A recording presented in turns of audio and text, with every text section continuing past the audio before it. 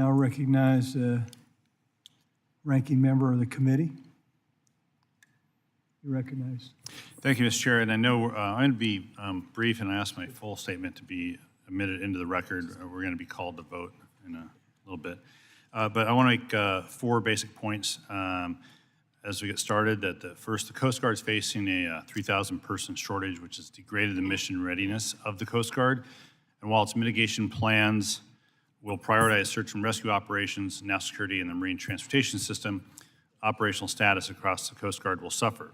Second point is what that means for the 3 items we have before us today. On drug interdiction, of the Coast Guard's 11 missions, the service dedicates the most resources to maritime drug interdiction.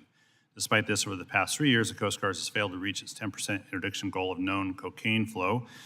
And so I think it's important we understand why that is and how we can rectify that.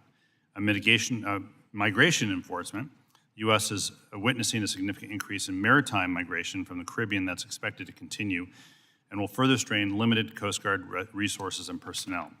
Coast Guard's role in immigration enforcement is to ensure safety and engage in search and rescue missions. So understanding what the role of the Coast Guard is and how it might be impacted is important to us as well. And finally, on illegal fishing, the consequences of illegal fishing include international disputes over resources, overfishing of fish stocks in international and domestic waters, and humanitarian repercussions such as human trafficking and exploitation of vulnerable communities through forced labor.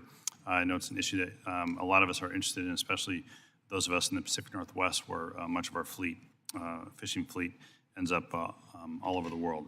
So with that, I'll close my statement and look forward to the testimony and yield back. I now recognize the ranking member, Mr. Carvajal, for an opening statement of 5 minutes. Recognized.